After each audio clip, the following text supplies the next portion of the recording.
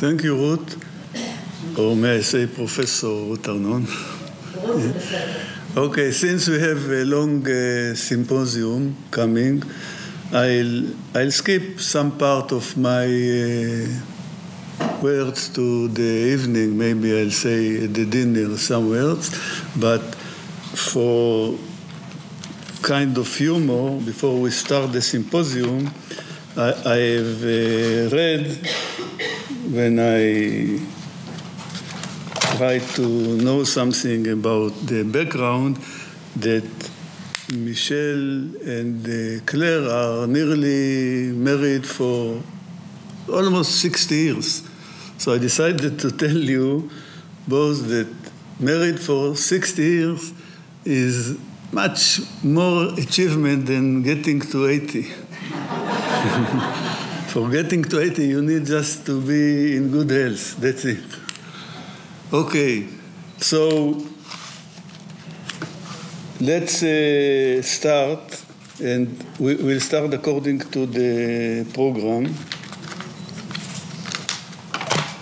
I'll give a really very concise summary of those who are intended to speak here, really several words.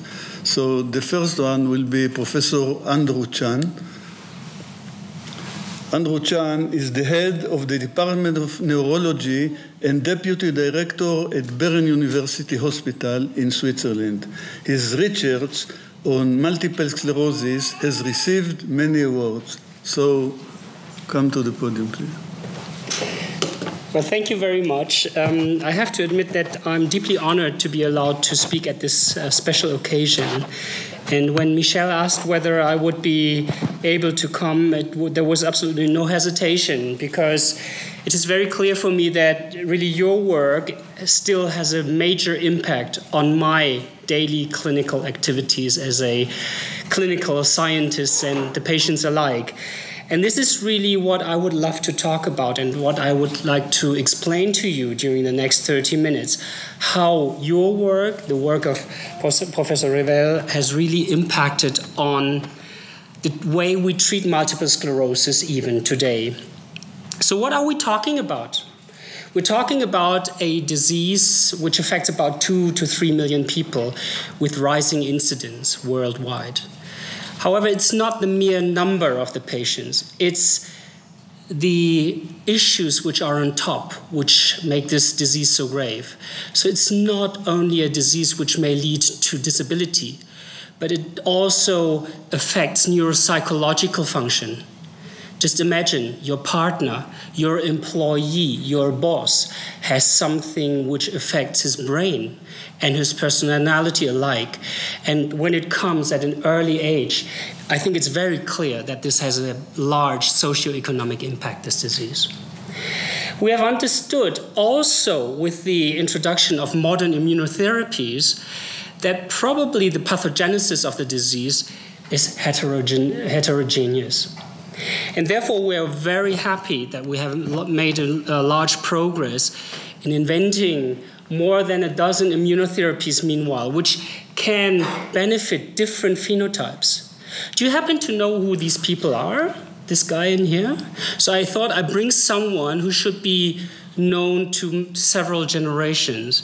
I know that some of you may know him, but the majority may know his father. The father is Ozzy Osbourne, and this is the son, the young Osbourne, a celebrity. Do you know who she is? She is the wife of Mitt Romney. Mitt Romney went against Barack Obama in 2008. Both of them have a multiple sclerosis. He's a celebrity. He's certainly got different needs and a different disease to her. She has the multiple sclerosis, but she also has breast cancer.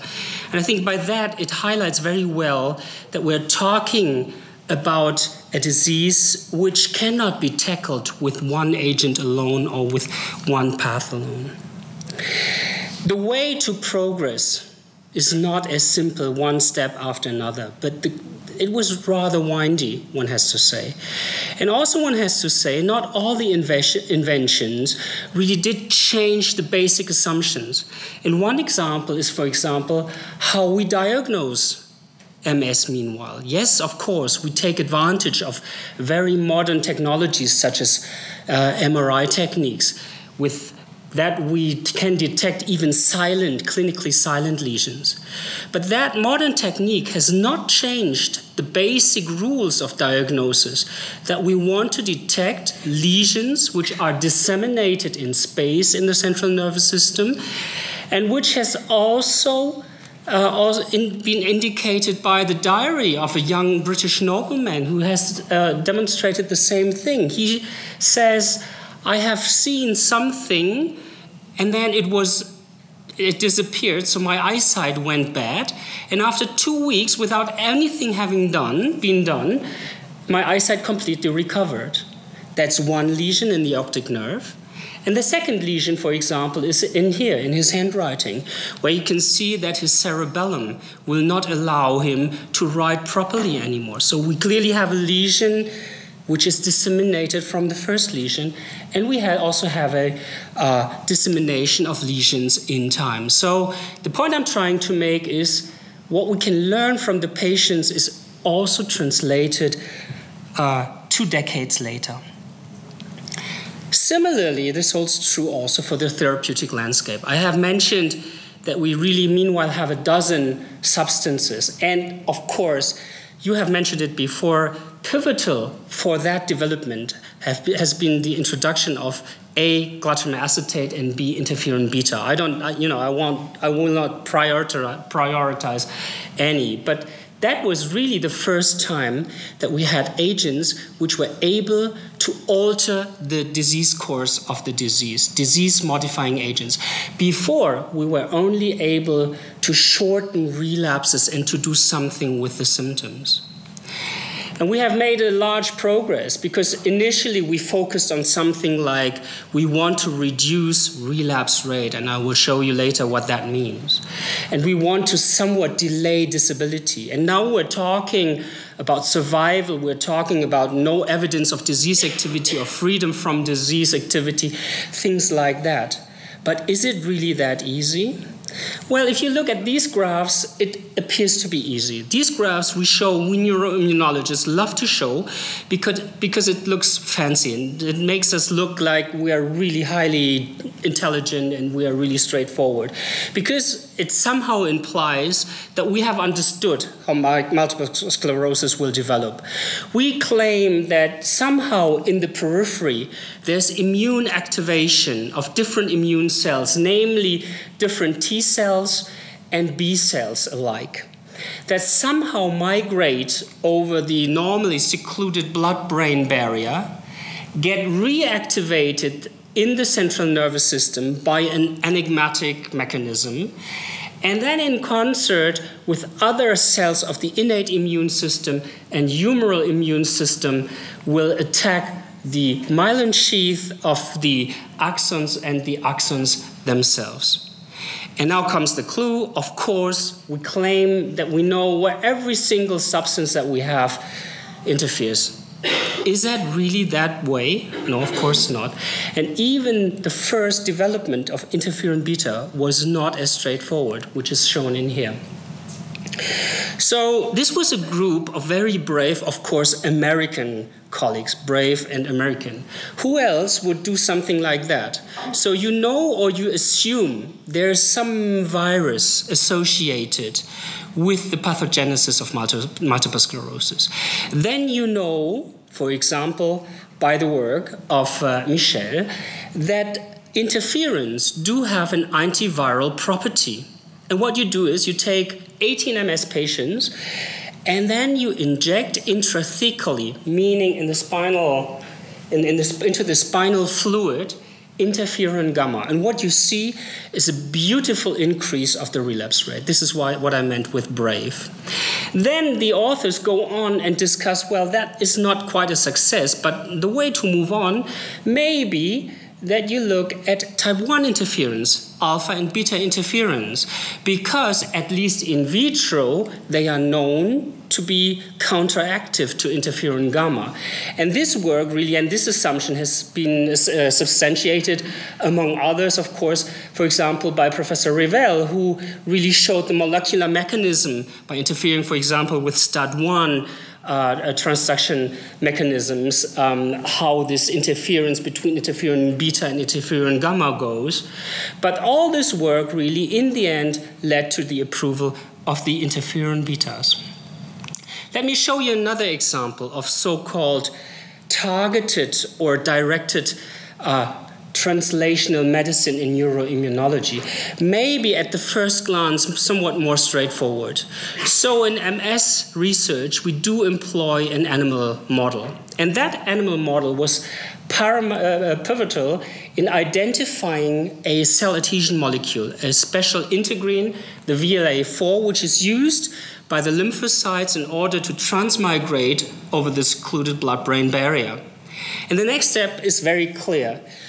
You generate a human monoclonal antibody against it, and then you have natalizumab introduced merely 13 years after the first description of that very one molecule. However, does that hold true? Do we really have the magic bullet in here? Somehow not, because it became clear very soon after the approval of that medication that that medication is really causing and is associated with a disease which we have not seen before in the treatment of multiple sclerosis, called multifocal leukoencephalopathy, progressive multifocal leukoencephalopathy, PML, an opportunistic viral infection that somehow contradicts this notion of a specific magic bullet, interfering only with pathogenetic mechanisms, but leaving other immune mechanisms apart. So now where are we? Now that I have demonstrated we make one step forward, we may make two steps back, I thought, how could I sort of go on and discuss your achievements in your work, especially with the interference? And then I thought I'd just do it the other way around. How about if I ask the question, what would we define as the perfect, the ideal treatment?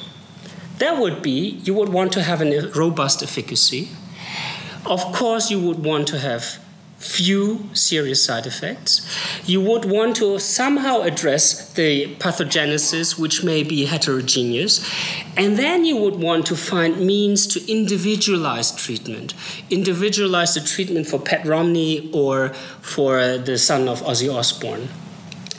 What I'll try to do right now is I'll try to discuss with you in as much interferon beta 1a, the development of Professor Revel, has really achieved these goals. Now, coming to the efficacy, the one and first question we have to ask ourselves is, when would we want to treat? When during the disease course would we want to treat? And at the end of the late 1990s, there were some histopathological data that indicated if you want to treat, you should treat very, very early. That is because even when you look at very early MS lesions, what you find is not mere de-insulation of the axons, but what you find is you find a transection of the axons, so an irreversible disconnection of the cables which connect our nerve cells. And when you look at that during a temporal development, then you can observe that this really happens very, very early on. And by that, hypothetically, we state we have something like an axonal hypothesis, meaning, yes, you have many inflammatory insults early on during the disease, and the inflammation may peak during the early development of the disease. Each of these inflammatory attacks will leave some irreversible, we call it axonal loss, So it will lead to tissue loss, and the regeneration and the compensation may decrease during the disease course, whereas the axonal loss, the tissue loss, may somewhat increase and accumulate. And that, after it has reach a certain threshold, may then clinically manifest in slowly progressive disease. That is really what we fear most, the secondary progressive multiple sclerosis, tissue loss, which is not reversible. So is this hypothesis true? If this were true, then we would have to treat early, and that would have to make a long-term impact. And this is exactly what interferon beta 1a subcutaneously has demonstrated, not in one study, but in a series of studies. Let me explain that to you. Like in a normal study with medications, you want to use placebo. That's very clear. And you let it run against the substance interferon beta 1a subcutaneously in 2 different dosages. The core study was designed to last only 2 years. So far, so common. But the novelty in this study was that after the core study, the whole program went into a long-term extension, meaning up to 15 years of observation time. And the question was then again, what happens if you delay the treatment for 2 years? So it's not that the patients were treated with the substance and in comparison with placebo over 15 years. No, that's not true. But you only delay the treatment for 2 years. Will that have an impact after 8 years? And the question is, and the answer is clearly yes. So look at this in the middle here. What is given in here is the time until the patients reach more disability, physical disability that everyone can see. It's very clear. When the patients delay their treatment by mere 2 years, after another 6 years, 8 years in total, they will have not recovered, they will not have regained what they have lost in the first 2 years. The likelihood that they have physical disability at that time point is much higher just because they delayed the treatment by 2 years. And that's true also for relapse rate and for MRI parameters. And here comes another amazing piece of evidence, and that is after 15 years. So the treatment taken early will have an impact even 15 years after beginning of the treatment. So what you look at is, you look at the 25%, the quartile of patients who had the lowest exposure over 15 years to interferon beta, and the quartile who had the highest exposure to interferon beta. And it's very clear. Those who had the lowest exposure to interferon beta after 15 years had twice as much likelihood to have transformed the phenotype, the disease phenotype, into this secondary progressive disease course. The disease course which is characterized by steady increase of disability. So that's a very clear indication that early treatment, yes, does promise, not only promise, but hold true effect also over longer time. And this effect is robust even after 15 years. This is nothing which is specific for only that agent, but this is really one of the first agents which has shown that. There are similar studies, of course, for glatiramer acetate, and this is the newest invention, at least in Europe, oral cladribine in multiple sclerosis. It's also very clear. When you delay the treatment by 2 years, in over another 4 years or so, patients will not recover, will not regain what they have lost during the first 2 years.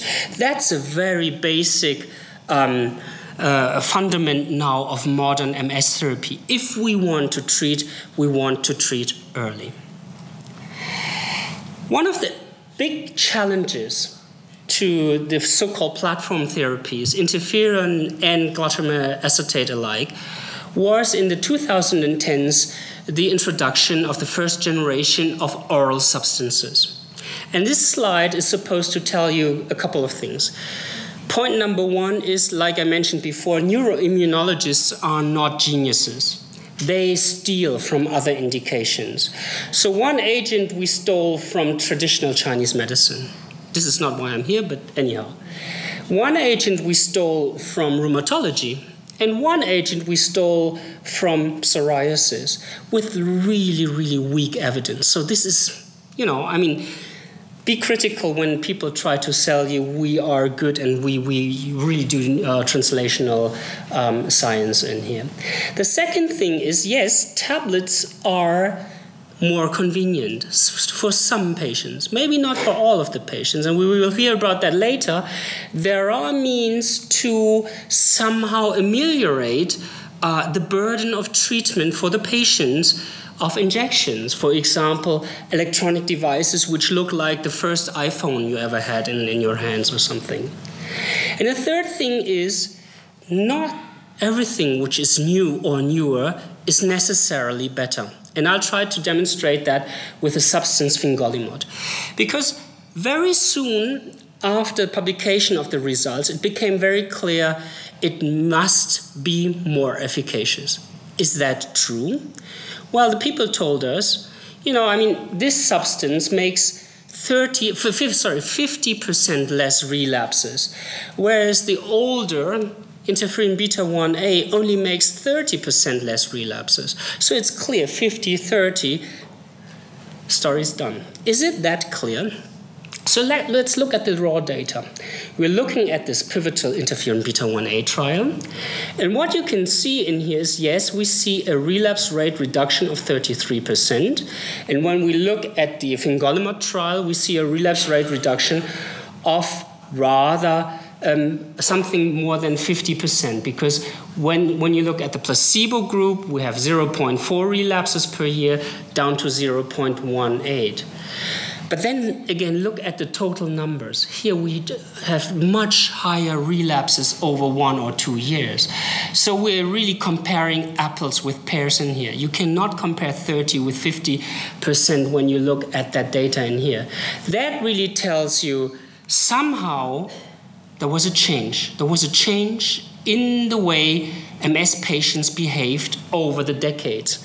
And that's very well illustrated using only one agent and using the treatment groups of only interferon-beta 1a treated patients. So over the decades, what you can see is the relapse rate, the relapses per year with patients treated with interferon-beta 1a did decrease from something like 0.8 down to 0.22. So whenever someone tells you this agent is more efficacious than the other one, bear in mind, no, somehow the patients have changed. Maybe pathomechanisms have changed, the way we treat have changed, the definitions have changed, but there is really a difference. But then let's face it, yes, there may be substances which are somewhat more active. And then we come and then we say, why don't we do something like that? Why do we not use the harshest agent available to treat to target, like the rheumatologist said, rather than take a relatively somewhat weaker that we think and, move our way towards the target? Is it really like that? Yes, there are substances, monoclonal antibodies, alemtuzumab, an antibody used in oncology or formerly used in oncology against the epitope, against the antigen CD52, which is, when it comes to accrual of disability, somewhat more active than interferon-beta 1a. However, it does not account for all the patient groups. When you look at these patients, yes, there appears to be a nominal difference, but this is not statistically true anymore. So what's the difference between these groups? This is a group of relatively early patients, early during the disease, less than 5 years in their disease course. Whereas these patients are somewhat later during the disease course and That's the major inclusion criterion in that study. They have failed previous therapy. And that's easy. You know, if someone fails interferon-beta, the likelihood that another substance then works is relatively high, one has to say. So, you know, yes, there may be agents which are somewhat more efficacious, but only in a specific context. What's the price we have to pay? The price we have to pay is something like that. What we've seen is some humoral autoimmunity directed against basal membranes, against thrombocytes, or against the thyroids. And against the thyroid, in about 1/3 of the patients. So, you know, you really have to weigh the benefit versus the risk. So we're coming into that age now where we really worry about potential serious adverse events. The left-hand side is relatively easy. Of course, when we interfere with the immune system, we would fear infections or malignancies. Or when we treat children or pregnant women, yes, it's not easy.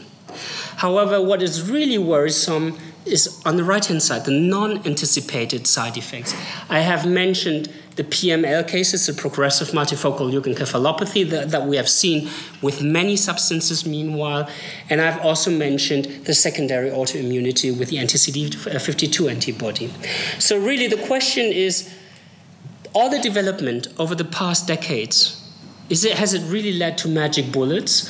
Or are we not rather interfering with a complex network, which in the end we really don't understand? And I'm afraid it's rather the latter. And when you ask me, you know, do you at least have some molecular biomarkers for which you can somehow with which you can somehow stratify the risk? The answer is, well, some, yes, but not a lot, and this is really work in progress. So this is where we are. Luckily, meanwhile, we have also collected more experience with these somewhat older substances, such as the interferons. This is not the latest, but one of the recommendations from our colleagues from neuropediatrics tell us if we want to treat childhood pediatric multiple sclerosis, then we should think first of interferons and glatiramer acetate. And both agents are approved for the pediatric cohorts. Just think of it. Think about children with a chronic disease. Think about what kind of level of safety you would want to have until you treat your children. Part of that safety level that we have comes from these observations. This is another interferon, but I'm very sure that there's a class effect. So we're talking about like aging today and some. So when you follow up the patients from the pivotal interferon-beta trials and look after 21 years for their survival, it's clear that the patients who were initially randomized to the interferon-beta group survive somewhat longer. And it's not just like a statistically borderline effect. We're talking about a number needed to treat of 8. And those of you who work in medicine know that this is really difficult. So we're talking about a strong effect. I would not go as far as to say, you know, take that agent and you live longer. But I think it tells you that agent is safe even if you administer it over decades and decades. The real need that we're having lies somewhere else. Now, I'm very happy that I have the two protagonists here. What is better, interferon-beta, beta-1A, or a glatiramer acetate? That study tells you we don't know. We just don't have a clue.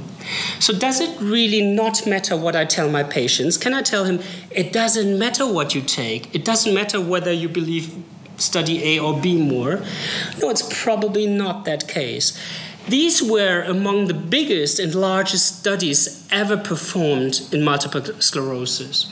And they probably just tell you one thing. There may be something like a regression to the mean, or in other words, there may be the one patient who may respond better to interferons and the one patient who may respond much better to glatiramer acetate. I have a migraine. If I take paracetamol, nothing will happen. If I take ibuprofen, perfect. If you do a study with 1,000 patients like me, then it will be 50-50, of course, but it doesn't tell me it's the same for me. And a similar statistical phenomenon we see here. So the question really arises, how would I choose the right agent for the right patient? And we don't know. We still don't know. So this is some work of my group where we try to address that, also when we're looking at mechanisms of action. So what we did in these cells which do the damage, we look at energy metabolites, ATP, intracellular ATP. And what we see is, according to the interferon and the dosage, there's a clear dose-dependent decrease of intracellular ATP. And that is somehow associated with a specific genotype of a mitochondrial master regulator. And the interesting thing is, when you have this specific genotype, which somehow predisposes for lower energy in the cells once you treat them with interferon beta, then you somehow enrich for treatment responders.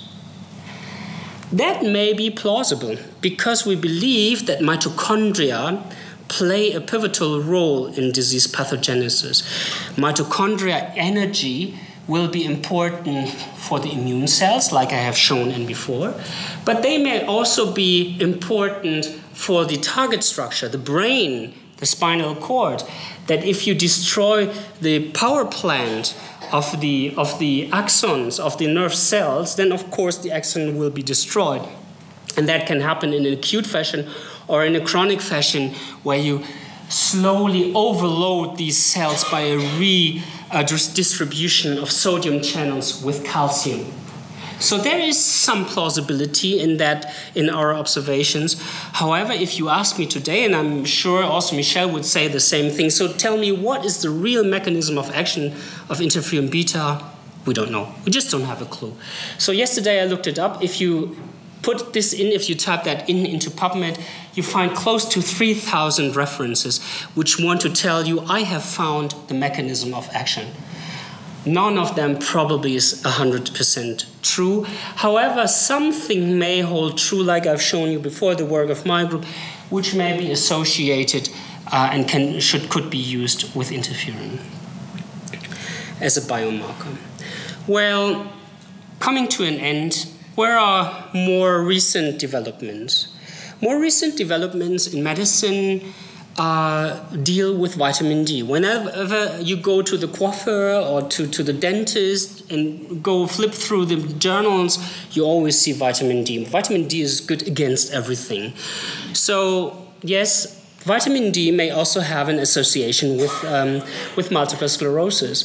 So what you can say in here, in a large trial also, the higher the vitamin D levels are, the lower the risk is to have new brain lesions in MS in interferon beta treated patients. But that is not a real study. That really doesn't tell you if supplementing vitamin D is important and is beneficial. That has been done in a more recent trial, the so-called SOLAR trial, where the investigators combined interferon beta 1A with vitamin D, 14,000 units a week. That's a lot. And what you can see in here is that at least when you look at MRI outcomes, yes, there may be some beneficial outcome in comparison to interferon beta combined with placebo. However, that is certainly not complete, that synergism. But the interesting thing is that it may be associated really with some specificity to the efficacy of interferon beta, while it may not be, the association may not be as strong, for example, with the combination with glutamate acetate. Vitamin D has also more recently come into focus in my group in a different context. So when we add vitamin D to immune cells, what we can see is that we can increase the expression of a certain receptor, the glucocorticosteroid receptor. And we can also increase the function of that receptor by using a very normal immunological paradigm of glucocorticosteroid-induced T-cell apoptosis. Why do I mention that? Because, yes, there are unmet needs. Unmet needs which may have to do with glucocorticosteroids. Glucocorticosteroids are the one and only treatment once we have MS relapses. Think about it. We have, meanwhile, 15 substances which modify the disease course, but we only have one which modifies and treats relapses. And the question is, why is that relapse treatment so inefficacious? Why would more than half of the patients still have residues, neurological residues, after a methylprednisolone treatment, glucocorticosteroid treatment? And the question may be because we somehow have a dysregulation of that receptor. Can we do something? This is something my group asked, and what we did is we supplemented vitamin D in animals which are treated during relapse with glucocorticosteroids. And what you can see in here is that, yes, the glucocorticosteroids work well in comparison to placebo. Also, vitamin D works well, but there's a clear synergism when you use the combination of both treatments. And that is really dependent on the glucocorticosteroid receptor expressed in T cells, because you can genetically eliminate the steroid receptor from these cells. And also in our patients, we see the same thing.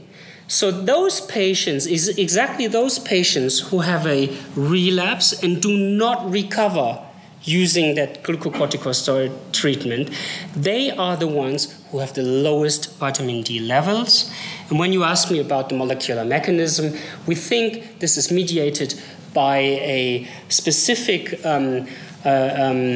pathway, the mammalian target of rapamycin pathway, the mTORC1 pathway, because in mTORC1 knockout animals, we just don't see this synergism like we see it in the wild type animals with vitamin D, and we don't see any functional efficacy, and we also do not see any evidence in the animals anymore. So I'm coming to the end. I hope I have not disappointed you. We have made a progress from this poor guy who was told by his doctor to drink more porter and sherry and to eat beefsteak twice. We have come to an era where we are happy that we have many substances, but I have also demonstrated to you, I guess, that yes, with the older inventions of interferons, we have a robust efficacy, we have fewer side effects, we have many mechanisms of actions, and we are able to somehow tailor the disease treatment, so that I have meanwhile many patients who come to me and who complain, "Doctor, I have an old agent." And you see what it did? It made me old. With that, I would like to thank you for the attention.